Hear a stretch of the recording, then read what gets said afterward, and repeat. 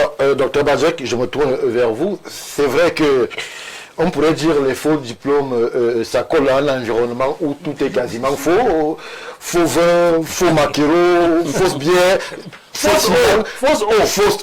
Alors, lorsqu'on est dans un contexte, un environnement aussi exécrable en termes de normalisation de valeurs, comment est-ce qu'on produit une société d'excellence? Est-ce que quelqu'un qui occupe un strapontin du genre directeur général, du fait d'une compétence, mais qui a la vérification basique, n'existe pas? Est-ce qu'on peut véritablement construire un pays compétitif dans ces conditions? Bien, Stéphane, vous savez, quand j'ai vu... Regardez ce thème, je me suis dit qu'on allait foncer dans le mur, parce que c'est énorme. Nous sommes devant une pathologie systémique. Ah oui? Oui, tout simplement. Et nous ne cherchons pas à savoir qu'est-ce qui a produit quoi. Nous avons commencé à réfléchir sans vision stratégique, et nous arrivons subitement, nous voulons un effet final recherché. C'est très compliqué parce que ça pose plusieurs questions. Il y a déjà que les diplômes ne sont pas professionnalisants, mais il y a aussi un autre problème. Le diplôme, pourquoi faire? Comment la société est-elle construite? Parce que c'est la société qui demande le besoin du diplôme et qui oriente tout le monde. Parce que ce qui se passe aujourd'hui, il y a ce qu'on appelle, n'est-ce pas, cette enchère de l'emploi. Oui. Vous voyez que cette surenchère de l'emploi.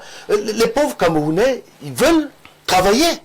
Et ils vont trouver tous les moyens pour pouvoir arriver à cela. Ça pose aussi la question, n'est-ce pas, de l'éducation, même tout en général, n'est-ce pas, de la formation et tout cela. Donc, pourquoi les gens cherchent des diplômes? Parce qu'ils ne les ont pas eu.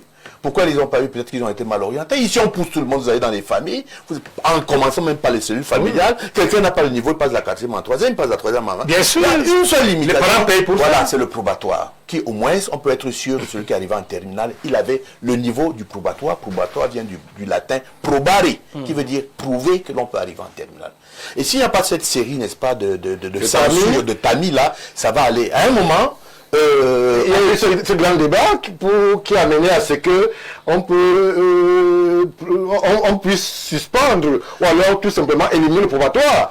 C'est même ça. C'est très grave. Oui, voilà. C'est même ça. Ça pose aussi le problème, par exemple, de la doctrine, n'est-ce pas, du recrutement national. D'où il vient que ce soit l'État qui recrute de plus de personnes, d'employés. Mais on a une pyramide on marche sur la tête.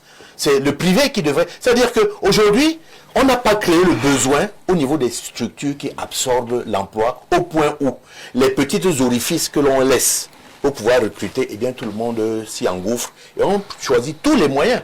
Quand vous avez quelqu'un qui est du mauvais côté de la trentaine, qui cherche, quand il a 30 ans, pour déjà pouvoir faire le concours, il va commencer à vous faire un faux acte de naissance. Voilà. Et pour que ça marche bien, faire un faux diplôme, ainsi de suite, ainsi de suite. Même si c'est par ailleurs le vrai. Voilà, nous sommes dans une crise systémique. Moi, ce que je pense, c'est qu'il faut tout, moi j'appelle ça le data zéro. Il faut qu'on remette tout à plat, on réinitialise tout.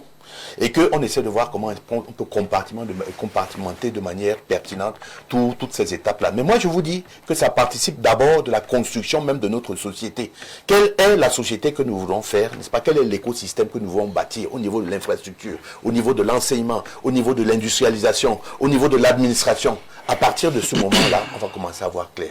Donc, je pense que le problème est entier. Et il va s'empirer. Il va s'empirer parce que nous sommes dans un conglomérat de choses qui ne sont pas pertinentes, qui ne sont pas cohérentes, qui ne sont pas cartésiennes. Moi, j'ai des difficultés même de pouvoir répondre à cette question parce que quand j'ai réfléchi, j'ai vu tout ce qui se posait. Il y a le problème de l'emploi. Il faut savoir que c'est un problème qui a une connotation sociale. La connotation sociale a une connotation sécuritaire. La connotation sécuritaire a une connotation politique. Et tout ça, ça s'embrique, comme on dit souvent, n'est-ce pas, dans des effets gigognes. Donc, ils sont interactifs. Et que si jamais on n'arrive pas aujourd'hui, essayez de dire quelque chose aujourd'hui.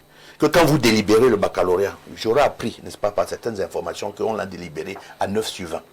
Ce qui n'était pas... Vous êtes bien gentil, donc vous êtes gentil. On a été tenté de dire que, bon, disons que content de dire que c'est 9, vous allez avoir des alarmes, des alertes précoces. Je vous dis que ce que vous êtes en train de faire là, faites attention. Donc je vous dis que si vous voulez qu'on recommence, qu'on réinitialise tout, On remet tout à zéro et on commence à voir secteur par secteur. Tout cela passe par tout ce qu'il faut pour faire une administration, la communication et toute autre chose. Et il ne faudrait pas avoir peur de se regarder, de savoir ce que nous sommes. Faites attention, le Camerounais c'est un phénotype. C'est un phénotype qui est extrêmement intelligent. Le professeur a cité tout à l'heure, il y a beaucoup d'élites intellectuelles qui brillent partout. Ouais. Même ici, ce n'est pas une question de l'enseignement qui est mauvais, les infrastructures. Non, il faudrait être capable de pouvoir rationaliser tout ce que nous avons sur la main, infrastructures, étudiants et puis enseignants. D'accord? Mais dans ce genre d'approche, il va falloir vraiment se faire mal. Se faire mal, c'est pouvoir lutter contre ce c'est-à-dire des phénotypes. Se faire mal, ça veut dire quoi? Des phénotypes. Ne soyons pas trop abstraits. Lorsque vous arrivez à l'Assemblée nationale, 500 personnels, bon, il y en a au moins 200 qui sont compliqués, on va dire comme ça. Qui ne devraient pas on les envoie au quartier, avec tout ce que cela peut susciter comme remous sociaux. Pas seulement au quartier, on les poursuit. C'est justement là, il faut faire très attention, parce qu'il y a des solutions, il y a des prises de position. On le dit là quand c'est comme ça. Ouais. Quand ce sont vos propres personnes qui sont concernées, vous allez... Les exemples sont les gens. Lorsque vous êtes DG sur les cotons et que, évidemment, après un audit basique, vous vous rendez compte que celui qui est même mon DRH là, le diplôme qu'il prétend avoir eu à Londres, il n'y a jamais mis les pieds. Alors qu'il a fallu... Et que celui-là est recommandé par mon frère ministre. Qu'est-ce que je fais? Il faut réinitialiser tout. C'est facile. Ce sera difficile, mais c'est la seule voie, elle est étroite, hein, comme la voie du Seigneur. On dit que large est la route qui mène à la perdition et étroit est le chemin qui mène à la vie éternelle. Donc il faudrait bien qu'aujourd'hui on paye, n'est-ce pas, de notre incurie permanente et puis notre facilité à faire le faux. Le faux n'est pas seulement dans les faux diplômes, le faux est partout. C'est-à-dire qu'on pense que pour avoir la raison d'un service public, il faudrait qu'on donne quelque chose. C'est le faux. C'est le faux. Tout ça, c'est le faux. Nous sommes dans une... Et lorsqu'on dit que dans Transparency International, nous occupons les profondeurs de classement, on biaise, on devient intelligent, on commence à dire que non, c'est mal dit. Non, il faut être d'abord capable de reconnaître ce que nous sommes. À partir de ce moment, créer une révolution de l'éthique dans ce Cameroun. Et en créant cette révolution de l'éthique, on va amener les gens à travailler, on va amener les gens à se corriger, et on va amener les gens à être utilisés dans une véritable doctrine binaire entre l'emploi et le besoin. Merci docteur. Professeur Edmond Biloa, c'est à vous que revient la patate chaude, vous le formateur, puisque les parchemins délivrés sont sujets à débat. Le monde dans lequel on vit s'interroge même sur justement la valeur, la pertinence du parchemin au Cameroun. Les faux diplômes sont légion et malheureusement ce sont les détenteurs qui occupent parfois des straponteurs indus. Comment est-ce qu'on parvient à normaliser ou alors à réguler autant que faire se peut lorsque l'environnement en lui-même vous conduit de façon évidente vers le faux parchemin? Les gens qui utilisent les détenteurs de faux parchemins sont aussi responsables que les institutions qui délivreraient, j'emploie le conditionnel, qui délivreraient les faux parchemins. Là encore, il faut faire attention parce qu'il y a des institutions universitaires qui ne délivrent pas de diplôme. Il y a jusqu'à une certaine date, des institutions universitaires délivraient des attestations de réussite. Oui. Donc moi j'ai fait mes études à l'université de Yaoundé jusqu'à la licence. Je n'ai pas de diplôme de licence. J'ai une attestation. Donc les diplômes universitaires que j'ai, je les ai obtenus aux États-Unis. Donc, on a vérifié là-bas, professeur. Comment? On a vérifié là-bas. Vérifier quoi? Le diplôme. Mais c'est pas ça. Il y a des polémiques à l'université de Yaoundé qui s'amplifient sur nos professeurs au Cameroun avec des diplômes parfois inconnus. Je suis vice-recteur à l'université de Yaoundé, donc je peux parler pour l'université de Yaoundé. Oui. Quand l'université de Yaoundé recrute quelqu'un qui a un diplôme étranger, l'université saisit l'institution qui a délivré le diplôme. Et l'institution dit, il a reçu ce diplôme en telle année, etc. Il y a des preuves. Bon.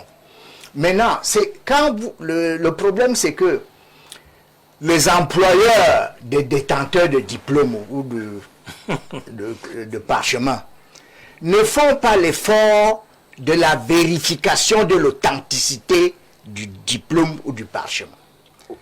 Vous voyez par exemple les Camerounais qui veulent aller travailler au Canada, ou bien même qui veulent aller étudier au Canada. Les Canadiens saisissent régulièrement les universités camerounaises pour leur demander est-ce que X, Y ou Z a effectivement étudié dans votre université.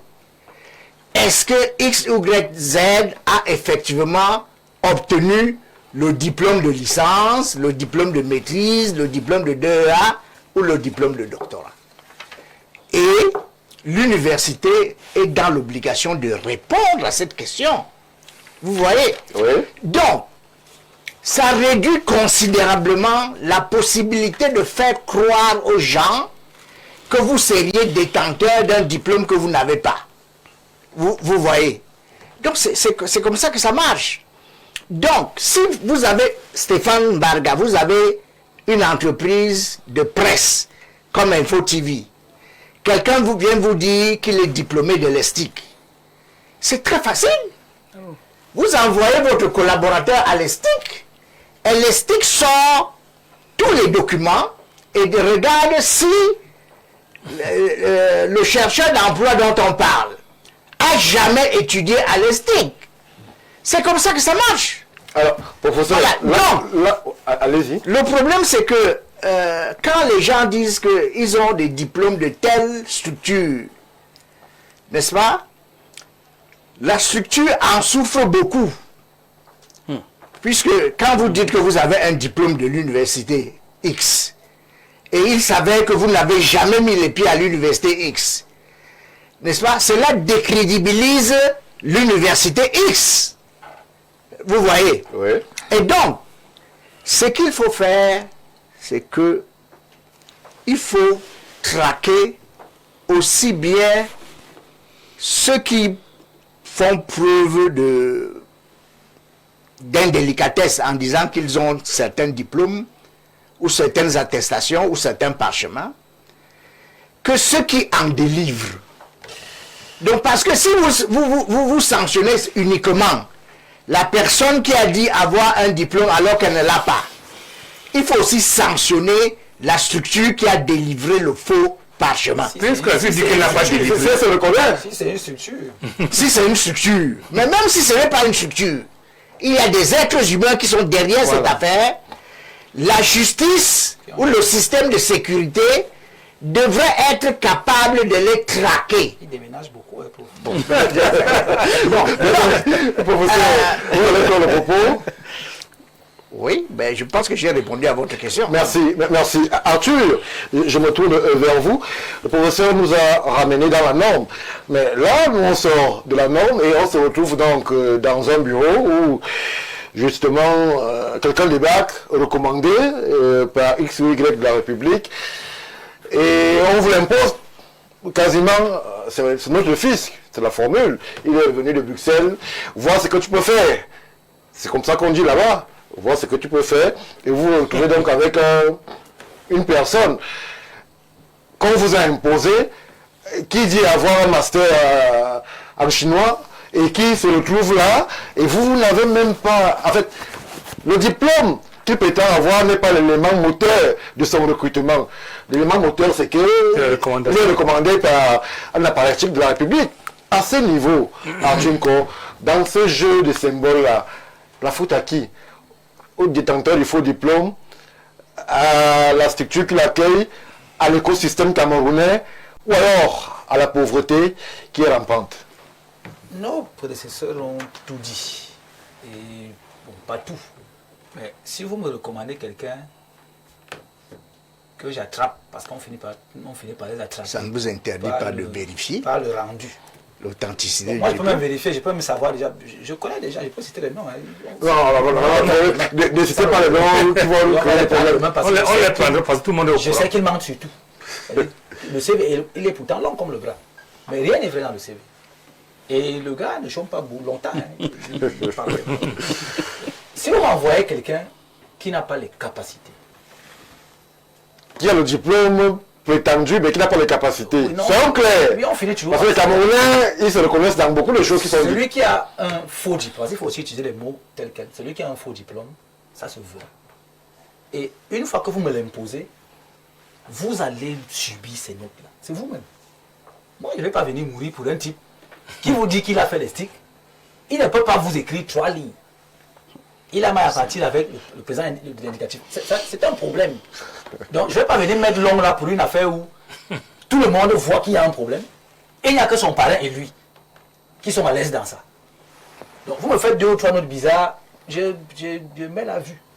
Ça va aller chez le type qui l'a amené. Pour que eux, à deux, voient ce qu'ils sont en train de fabriquer eux-mêmes.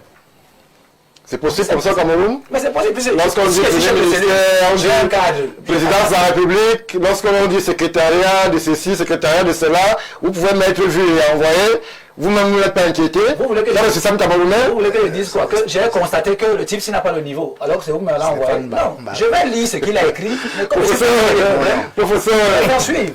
Je vais vous donner un cas, mais je vais citer personne. merci, je ne vais pas citer. À l'époque, le directeur du cabinet civil de la présidente de la République avait recommandé un enseignant à l'université de Douala. Et le ministère avait envoyé une délégation à l'université de Douala pour vérifier l'authenticité des diplômes des enseignants de l'université de Douala. Et le ministère s'est rendu compte que ce monsieur qui avait été recommandé par le directeur du cabinet civil, paix à son âme, il n'est plus vivant, n'avait pas obtenu de diplôme à l'étranger. Il n'avait pas obtenu de diplôme. On l'a foutu à la porte. On l'a foutu à la porte. Ce n'est pas parce que vous avez été recommandé par Dieu que si vous gardez quelqu'un qui n'est pas compétent, En le sachant. n'est-ce pas, vous êtes aussi coupable que la personne qui l'a recommandé. Merci professeur. Alors Arthur, il y a des cas où même celui qui vous l'envoie sait pertinemment que la licence que mon poulain prétend avoir, il ne l'a pas. Mais il vous l'impose pratiquement. Non, ne venez pas mettre un collaborateur qui n'est pas à la DAG ou à la DRH en difficulté. On m'a envoyé un type, je suppose que vous avez fait vos contrôles. C'est pour ça que j'ai dit au départ que le faussaire camerounais est conforté par le processus de vérification. Bon, déjà on commence par une incongruité. Qu'est-ce qu'un préfet fait dans une affaire d'attestation de présentation de l'original? Alors, quand le faussaire sort de là, c'est quand même le préfet qui m'a donné cette affaire. Ouais. Donc je peux avancer. Alors, voilà un préfet, il est dans le maintien de Qui n'a aucun moyen. il est dans ces choses. Vous n'avez pas dit que le diplôme si est original. Ça commence là. Alors, le faussaire prend goût et il avance. Il va à l'EMIA, il dépose. Bonas. Il va à l'EMIA, il dépose son affaire, il passe les euros, il passe les visites médicales. Il se retrouve qui est à Koutaba, qui est à Djoub. Là, je peux vous rassurer, monsieur puis, Fort, que non, ça devient compliqué maintenant. Non. Parce qu'il y a des cellules, il les entoure d'abord, il commence même, parfois. Oui. Sauf que, contrairement à d'autres administrations, chez les militaires, la vérification se poursuit. Oui. Au même Même moment. quand à l'intérieur. Même moment. Sauf que si le faux avait été stoppé très tôt, ça veut dire qu'on avait associé ceux qui s'occupent de ces enfants et de leurs diplômes. Parce que je ne sais pas pourquoi on dit que les proviseurs, c'est seulement pour prendre 100 000 à la rentrée. Mais demandez à les vérifier, ces diplômes, chacun à son niveau, comme il peut le faire. Qu'est-ce qu'un préfet, un gouverneur font dans l'affaire des diplômes des gens? Donc ça commence donc là. Sauf que les diplômes, les faux diplômes, c'est comme l'agent du foot. C'est que tant qu'on n'a pas monté un type à la télé menotté pour l'agent du foot, ou pour un faux diplôme, on continue de faire. Puis dès qu'on dit faux diplôme, rentrer au quartier, bon, c'est des pleurs, quelques placements dedans, et puis la vie continue. Le type de faire un autre diplôme, changer l'âge. Quand vous avez la chance, même son frère est mort il y a 2 ans, il reprend les papiers de son frère, il revient. C'est compliqué. C'est compliqué. Donc aujourd'hui, il est temps qu'on recommence à vérifier de façon simple. C'est pas mystérieux, quelqu'un a dit. C'est pas un mystère. Est-ce que la digitalisation que monsieur le maire a évoquée Laissons d'abord ça, effective? monsieur Marga. Je suis entré à l'ESTIC en 2005, je suis sorti en 2008. Mes camarades sont en vie. Pourquoi tout est un mystère? On connaît un type dans ce pays qui veut être président de la République, qui nous a dit qu'il a le bac. Personne n'a vu le jour du bac. On ne sait même pas où il est. Mais il est là. Bon. Donc, c'est facile à vérifier. Même physiquement d'abord. Je voudrais enrichir un peu le débat. C'est facile à vérifier. Si vous me dites, vous avez fait les de 2005 à 2008, On fait une réquisition il y a des procès verbaux d'espérance. Vous n'avez pas le camarade, vous n'avez pas le On fait une réquisition holistique. C'est aussi simple que ça. Pourquoi tout est mystérieux? Pourquoi il faut digitaliser une affaire où on était 25 personnes, il y a un procès verbal. On va à Tulle-Liot, DJ Badjek, on vérifie. Pourquoi vous n'êtes pas là, vous étiez où ce jour-là? C'était pas télé machin ou quoi? Donc, on laisse faire. Parce qu'il y a, on l'a dit ici, il y a des intérêts, il y a le social, il fallait caser quelqu'un, il fallait. Sauf que ce qui me gêne, c'est que ce sont les plus agités en entreprise. Ces faussaires-là. Ils commandent tout le monde, ils sont dans toutes les missions, ne font jamais de rapport, ont plus d'argent que les autres. C'est ce qui gêne et ça commence à interroger. Et vous connaissez la solution. C'est la dictée. Ça paraît banal comme solution. La dictée est la plus belle des solutions qu'on nous faut. Ouais. Vous entrez avec vos masters par un groupe de 10, on vous enferme là. C'est une dictée. Les gens qui écrivent tout et n'importe les îles étiers, c'est quel temps? Mais avec le master en soutenance. Merci Arthur. Pour ça, vous voulez réagir? Je voudrais dire il y a deux maîtres mots. Vérification, authentification. C'est très important. Et même dans les pays dits développés, on admet souvent les étudiants dans les universités sans faire les vérifications nécessaires. Quand j'étais sous-directeur au ministère de l'Enseignement supérieur, les Camerounais qui reviennent avec les diplômes de médecins et qui veulent exercer au Cameroun, nous prenons la peine d'écrire à l'institution qui leur a délivré le diplôme de médecine. Et la première chose qu'on fait, pour entrer dans une école de médecine, il faut avoir un baccalauréat. Il y a un Camerounais donc qui est allé en Ukraine. Il a dit qu'il avait obtenu le bac du Tchad. Et il a fait la spécialisation en médecine. C'est-à-dire qu'il est sorti médecin et il a fait une spécialisation. Il veut revenir au Cameroun. On a dit première chose, il faut qu'on s'assure que le bac est authentique. Oui. Parce que si le bac n'est pas authentique, les études postérieures ne comptent plus. Domaine de définition, il faut tout, il faut. Oui, ne compte plus. On a envoyé le sous-directeur, à l'époque c'était Madame Djebakal, elle est encore vivante, c'est pour ça que je cite son nom. Elle occupe le même poste. Ah bon? Elle est allée au Tchad. Et les Tchadiens lui ont dit, ce monsieur n'a jamais fait le Tchad, le bac ici.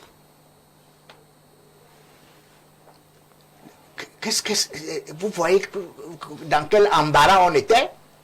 Mais on a failli pleurer dans la salle. Voici un enfant qui a fait des études de médecine en Ukraine, qui a fait la spécialisation en Ukraine, mais il a un faux bac. Dans quelle langue? Parce que l'affaire d'Ukraine. Vous voyez, c'est très important de faire les vérifications.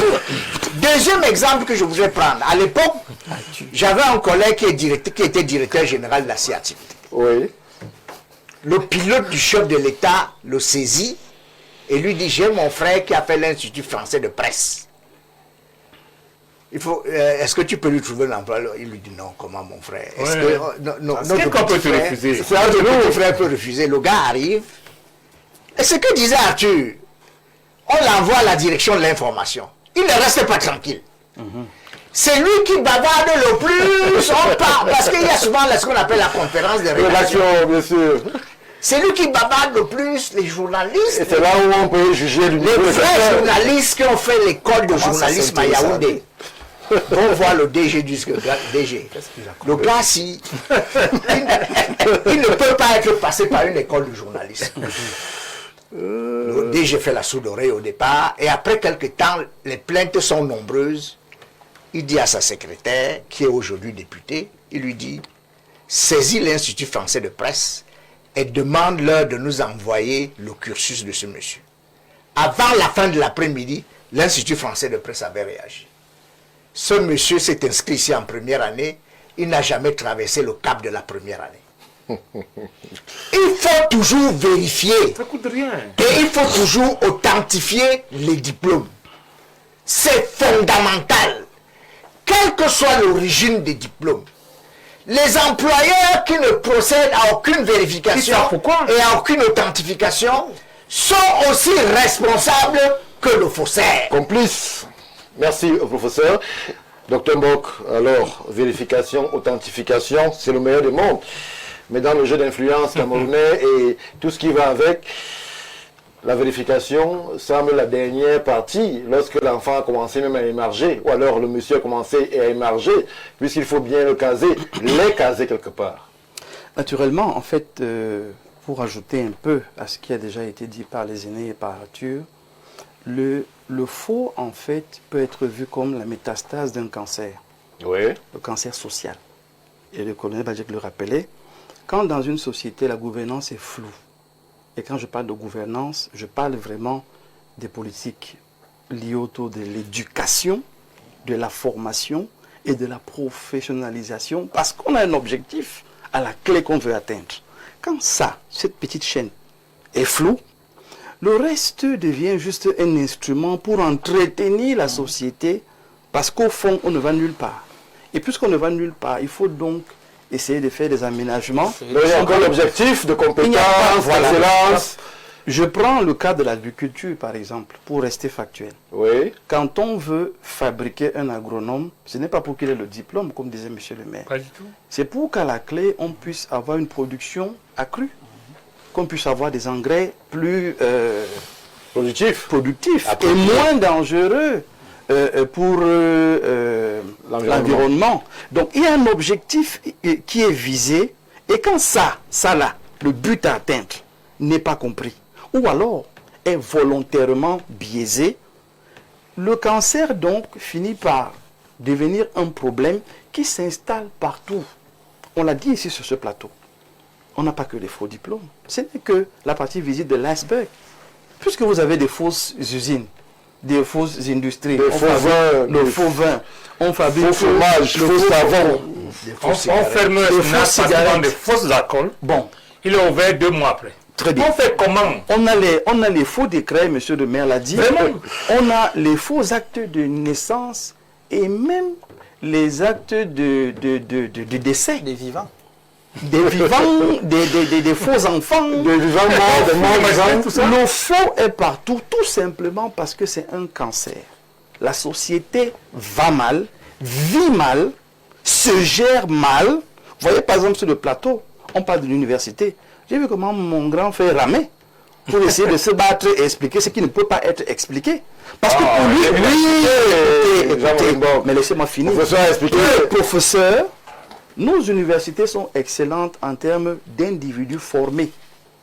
Mais au niveau des infrastructures, où sont nos laboratoires?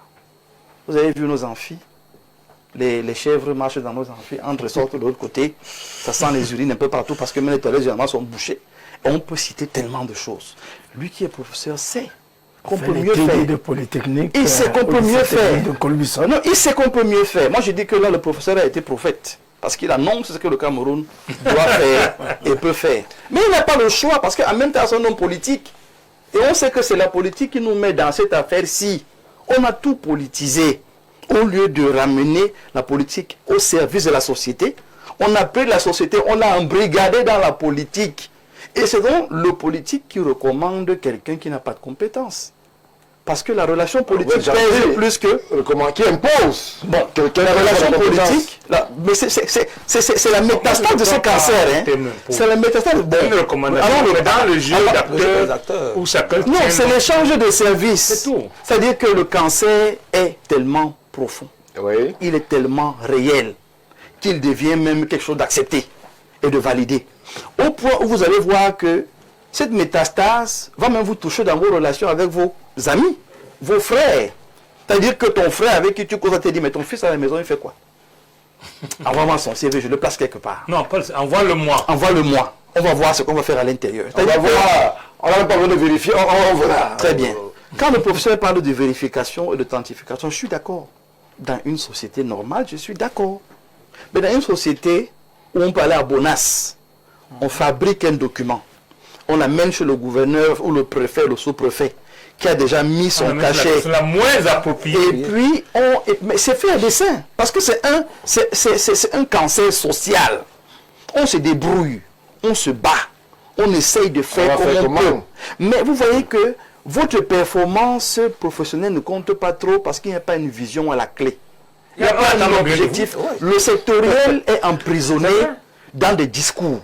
C'est-à-dire que vous me dites qu'on a un ministère de l'agriculture depuis Mathusalem, mais on nous donne encore le riz. Je ne sais pas si vous imaginez un peu le contraste de cette affaire. On a des ministères des enseignements secondaires, de l'éducation et tout ça comporte, mais on a des enseignants qui n'ont pas de logement d'astreinte quand ils vont enseigner en brousse. Oui. Parce qu'on ne réfléchit pas avec une vision. Il n'y a pas un logiciel dynamique qui fait donc que la compétence devient obligatoire et comme tu disais, ça se voit avec une seule dictée d'entrée. Souvenez-vous qu'il y a 10 ans, on faisait, vous appelez ça quoi? Quand il fallait recruter, il y avait cette l'interview qu'on faisait, qui était devenu même, c'était une obligation. Vous passiez par l'interview.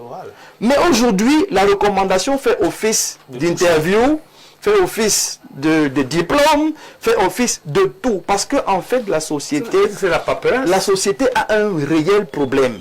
Et là, je suis d'accord avec le colonel Badje qui rappelle que si on ne rebat pas les cartes, si on ne remet pas c'est possible aujourd'hui, lorsque l'on voit les graissements de dents qu'il y a à l'Assemblée, lorsque l'on voit à Cantel, lorsque l'on voit sur des cotons, lorsqu'on lit le jeu des acteurs, le jeu des équilibres, le jeu d'influence, est-ce que... Qu'est-ce qu'il faut faire? Est-ce que attendez, je dis, Stéphane, c'est devenu le cancer, pourquoi? Le cancer, c'est une cellule normale, qui a seulement perdu son ADN, son identité, et qui a été métamorphosée et devient un ennemi pour le corps. Ce n'est pas une chose étrangère. C'est des mauvaises politiques qui deviennent cancérigènes et qui portent... Il y a un effet d'entraînement négatif qui donne l'impression qu'on ne peut pas s'arrêter, mais c'est faux.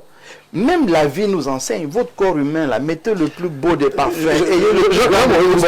Moi, je suis avec vous, j'essaie d'être concret et factuel. Oui. On a le cas de l'Assemblée nationale où le très honorable Dato est arrivé. Il, lui de la maison, connaissant quelques réalités de la maison, a décidé d'y voir plus clair. Et il a demandé aux ressources humaines d'aller vérifier qu'est-ce qui se passe dans cette maison en termes de recrutement et tout. Mais tout de suite, on a vu une levée de boucliers, on l'a perçu comme une chasse aux sorcières. Il a été freiné, il a même reculé, puisqu'il a été obligé d'aller vers ceux-là qui se sentaient désormais frustrés, de leur rappeler que voilà... C'est votre maison. C'est votre maison, il n'y a pas de chasse aux sorcières, sentez-vous protégés, moi je protège les orphelins, c'est elle qui m'a fait ceci. Voilà le Cameroun là où on est. Non, et vous dites que c'est possible de taper un coup de pied dans cette fourmilière. La vérité c'est que quand vous abordez la chose de la mauvaise manière, vous n'aurez que le mauvais résultat. Qu'est-ce que M. Dato a allé fouiller les diplômes dans un premier temps? Il faut d'abord redéfinir les missions de l'Assemblée nationale. Quand on sait où on va, attendez, non, mais il a pris la mauvaise option. Parce que dans le Cameroun d'aujourd'hui, le colonel a appelé le volet social de ces emplois. Le volet apaisement tribal. C'est-à-dire que, c'est là que nous sommes arrivés. Quand on vous a donné un segment, c'est pour apaiser votre communauté. Donc on n'est pas au niveau du résultat ou de la performance, c'est l'apaisement social. Donc quand dit, bon, moi je vous dis ce qui se passe. Maintenant vous avez notre avis, c'est votre droit. Je dis simplement que c'est grave. Stéphane, ce que je suis en train de dire ici, et là, le cas de M. Dato est un bel exemple. Pour reprendre, tout un président de l'Assemblée a reculé. La rupture donc se met à quel niveau? Pourquoi l'Assemblée nationale existe? Quels sont ses buts, ses missions? Maintenant, quelles sont les ressources qu'il nous faut pour les atteindre? À partir de là, chacun même sait que voilà les exigences. Vous ne chassez pas les gens en disant que sortez d'ici. C'est que vous faites un concours. Jean-Marie, vous êtes dans le français, vous parlez très bien, mais la réalité est que c'est faisable. C'est pas le français, c'est l'impression que vous donnez. Le problème, c'est que ne faisons pas comme si c'était une équation où il n'y a pas de solution. Il y a des solutions. Moi, je vous dis, c'est le data zéro. Je n'ai pas dit que dans le data zéro, lorsqu'on fait une expression stratégique, on n'essaye pas de pénaliser, on essaie de voir tous les points. Qu'on revienne quand même, n'est-ce pas, sur des bases qui sont fondamentalement pertinentes. C'est ça qu'il faut. Et nous avons peur de cela aujourd'hui parce qu'on va arriver à des surprises. Mais les gens qui commencent à piétiner la loi, c'est ceux qui en sont les garants dans ce pays-ci. Vous me parlez de Bonambou Sadi, mais si vous savez un peu le faux qui se déroule au niveau de cette sphère-là de Guakele, et il y a comme une concupiscence entre ces faussaires-là et les services du commissariat qui sont non loin, n'est-ce pas, de la zone de la fabrication de l'interlope. Le 5e arrondissement. Docteur, on n'a pas investigué. Non. Vous savez, lorsqu'on vient ici, nous avons au moins la qualité, nous qui venons ici, de parler du factuel. Lorsque je vous donne une information, est-ce qu'il est vérifié? Voilà. Vous comprenez, n'est-ce pas? Nous arrivons ici pour essayer d'éclairer les lanternes de nos téléspectateurs parce que nous avons les thèmes avant et on va chercher, on fait des recherches. Non, je dois vous dire que, n'est-ce pas, le faux est un ADN entièrement camerounais et à tous les niveaux. Quand vous tapez dans la fourmilière, n'est-ce pas, des faux diplômes, ce n'est qu'un pan de la question. C'est pour ça que je vous ai demandé, n'est-ce pas, de révolutionner tout. La révolution n'est pas forcément brutale. C'est ça. Elle est une question de remise en conscience, en état, en cause, n'est-ce pas, de son esprit. Voilà, c'est ça. Et que si ça continue comme ça, lorsque vous avez les statistiques, vous allez voir qu'il y a une dynamique de faussaires dans le pays. Voilà. D'accord? Ce que vous acceptiez en 1970, n'est-ce pas, que vous n'acceptiez pas en 1970, aujourd'hui c'est catastrophique. Nous, quand on était à l'école, c'était pas ça. Tu passais ou tu ratais. Voilà, et tu progressais comme ça. Il y avait la colle. Il y avait même la colle. Voilà. Alors, ça progresse. Lorsque vous regardez les statistiques, vous voyez, c'est comme le cancer. La cellule cancéreuse, c'est quoi? C'est une cellule qui a perdu une propriété qu'on appelle l'inhibition de contact. Voilà. C'est-à-dire que quand j'ai une cellule hépatique ici, je rencontre une autre cellule, j'arrête de proliférer. Et également, c'est une cellule qui a perdu son identité de reconnaître la cellule qui lui ressemble. Voilà. Et c'est ça. Tout le monde devait se Quand il parle de gangrène, de cellules cancéreuses, c'est ça. Tout le monde fait n'importe comment. Je vais vous dire, lorsque j'étais encore en service, des gens, des amis qui arrivaient pour me dire que, mais écoute, mon petit frère ne fait rien dans sa vie, si vous pouvez le recruter dans une armée aujourd'hui qui se veut, n'est-ce pas, technologique, où on fait de la trigonométrie pour acquérir les objectifs avec l'artillerie. Vous voulez amener des bouches-trous dans cette armée parce que c'est un exutoire. Non, c'est ça. Et dès que vous lui dites, moi je viens d'avoir quelqu'un qui m'a posé cette question. Et puis il m'a répondu, je lui ai dit que, mais écoutez, moi je n'ai plus rien à voir avec l'armée. C'était une façon de sortir de là. Mais le merci qu'il m'a répondu, on comprend très bien qu'il n'est pas content. Il n'est pas content de qui? Voilà. Donc ça veut dire que nous sommes tous dans ça. Et je dois vous dire que même nous qui sommes ici, ce sont de jouer aux hypocrites. Si jamais moi, Badjek Didier, j'ai une voix quelque part, que vous avez un cousin qui ne fait rien, vous viendrez me voir. Donc si jamais on ne systématise pas l'éthique et la déontologie au départ, et qu'on sache que ce soit une norme universelle pour le Cameroun, eh bien on n'arrivera à rien. Et si vous avez peur de le faire, continuez à renvoyer Siné Dié, n'est-ce pas, le renouveau, le véritable renouveau du Cameroun. Nous sommes usés en ce moment. Il faut être capable de renouveler tout. Merci. En 30 secondes, je vais la du colonel. 30 secondes. Oui, 30 secondes. Allez à Bonas. Oui. Qui sont les propriétaires de ces boutiques où on fabrique le faux? Qui sont les patrons? Les anciens étudiants? Pas Pour la plupart. Monsieur le maire, en une minute, nous aussi on va sortir. Non, je crois que on aura tort de penser qu'il n'y a rien à faire. Ah oui. Non. Il y a d'abord, il faut rétablir, en premier lieu, il faut rétablir l'égalité des chances. Et l'égalité des chances, pour la rétablir, il faut soumettre l'accès à la fonction publique à un concours. Quand on sait qu'on définit le concours comme étant un examen qui a un caractère compétitif, même si il y a des aléas et aléatoires. Il va donc d'abord consacrer du temps à l'équilibre, à l'égalité des chances. Oui. Deuxième chose, le problème de faux diplômes se pose dans toutes les administrations au recrutement. Vous pouvez me dire définir les mécanismes de recrutement à la SNH? Pourtant, les gens y travaillent. Les gens vont vous pouvez me dire comment on recrute les gens à la CSPH? comment on recrute les gens à Camtel, comment on recrute les gens dans toutes ces administrations-là, dans toutes ces sociétés d'État. On ne sait pas. Même à la mairie. Même à la mairie. Comment vous recrutiez, vous pointez le doigt, vous-même vous recrutiez comment? Non, je n'étais pas maire, j'étais pas... Très élevé. C'est très grave. C'est très grave. Et chaque année, on recrute à la police, on mène des enquêtes, on découvre que un tiers de postulants au grade de commissaire ont de faux diplômes, ont de faux actes de naissance, ont de faux trucs, mais on ferme les yeux dessus. Le même problème s'est posé dans l'armée. Comment les yeux? Monsieur c'est pour ça que je suis d'accord avec le colonel Badjek quand il a dit qu'il faut remettre tout sur la table. de ces commissaires je vais donc vous dire comment on a réglé ça dans l'armée. On avait fini de former ces faussaires, mais un ministre a pris ses responsabilités. Il les a tous envoyés au quartier. Vous avez beau crier, on a beau au Cameroun. Je vous dis au Cameroun, c'était le ministre. Le ministre Joseph Betty à son nom. Oui. Non, il les a tous envoyés au quartier. C'était un nombre. Ils étaient à 12 jours du port de La gendarmerie.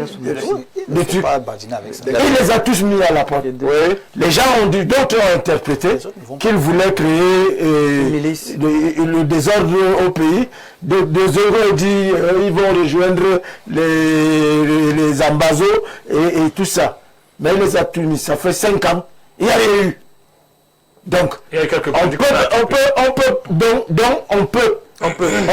peut essayer. Lui, il a essayé. Il a pris le risque, ça aurait pu lui coûter son poste, mais il a pris le risque. Et aujourd'hui, vous savez qu'à la sortie de l'EMIA, quelques jours de la sortie, chaque année, on déshabille des officiers déjà formés. Et on avait découvert par le passé qu'il y en a qui étaient entrés avec de faux diplômes et qui étaient même déjà des colonels. Il n'en arrive pas là, hein, parce que là, quand je suis sur le plateau, il ne faut pas que certaines choses... Non, c'est à peu près la même chose que ça veut dire. Ça veut dire que dès qu'ils sont arrivés, il y a toujours des contre-visites. Et on envoie déjà les correspondances. Ceux qui sont déjà retenus, on envoie des correspondances. Ça met un certain temps, justement, pour être vérifié. Mais très tôt, surtout pour les officiers, le ministère de la Défense est toujours au courant de ce que... se passe. On les met dehors de manière élégante, parce que ça a toujours des conséquences. Mais docteur, ce sont des gens bien formés. Non, mais écoutez, le problème, c'est ça. ces manières-là, Stéphane, lorsque on prend des lois éthiques et déontologiques, on ne s'encombre pas des philosophies de considération émotionnelle. Vous comprenez, hein? Et c'est ça. Aujourd'hui, c'est ça. Et c'est pour ça que nous avons des problèmes dans la discussion. Quand je vous parle de la réinitialisation, eh bien, c'est une étude qui est scientifique. Là, c'est une machine. Est-ce que l'homme, c'est une machine? Non, attends. Ce que je voulais dire, c'est que quand tu parles de réinitialisation, on ne va pas le faire bêtement. Si jamais tu es dans une situation où tu vas mettre des gens dehors, et c'est pour avoir, je sais pas moi, une révolte. Lorsqu'on fait le pour et le contre, on voit que ce n'est pas faisable. On essaye de voir ce que l'on peut consacrer. Je vous donne par exemple une solution, un segment de solution. Bon, écoutez, vous, on vous a pris, vous dites que vous avez le master de... Quel est votre réseau? Voilà, j'ai le baccalauréat. Vous venez au niveau du baccalauréat. Ce sont des solutions sociales qui peuvent être examinées. Mais nous ne sommes pas ici pour régler les problèmes particuliers. Nous sommes ici pour régler les problèmes de stratégie au niveau global. Vous voyez donc, pour chuter, il y a des choses à faire. Merci. Et dans les solutions. Le tout, c'est d'essayer. Merci, monsieur. Je suis très embêté lorsqu'on pense qu'on ne peut pas.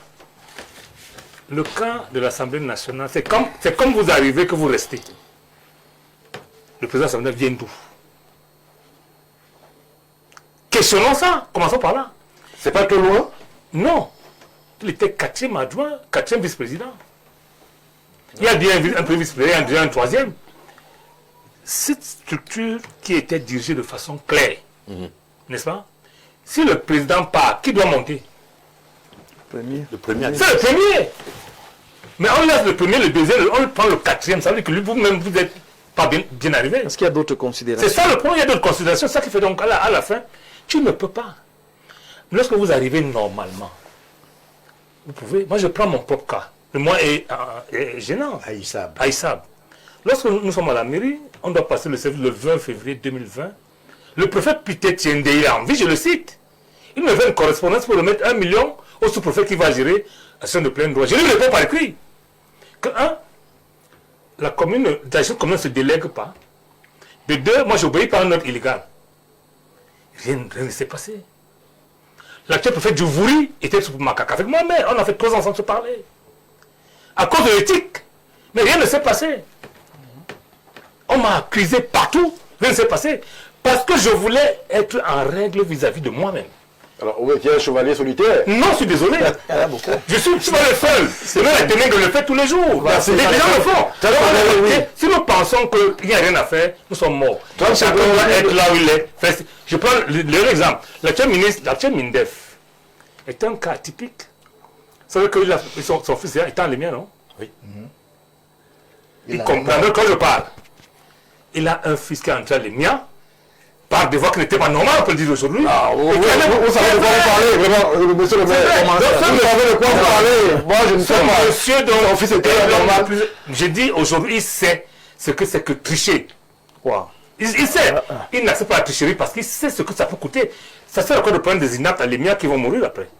Il faut les laisser de côté et faire avec ceux qui vont vivre. Merci. Mais toujours dans les solutions, les sociétés de sécurité et de gardiennage privées sont renflouées par qui? C'est déjà par les officiers retraités, mais aussi des personnes qui sont formées dans ce type de cadre-là. On les remet, qui gardent du corps, qui est chargé de sécurité, parce que justement on veut l'apaisement social. Ailleurs, ça s'est créé comme ça. Vous avez des grosses boîtes comme Wagner aux États-Unis, parce que justement c'était des anciens soldats. Voilà, c'était des anciens soldats, les anciens militaires, mais aussi des personnes formées et qui avaient donc été recalées aux États-Unis, les gars. Donc il y a toujours des solutions. Merci, cher monsieur.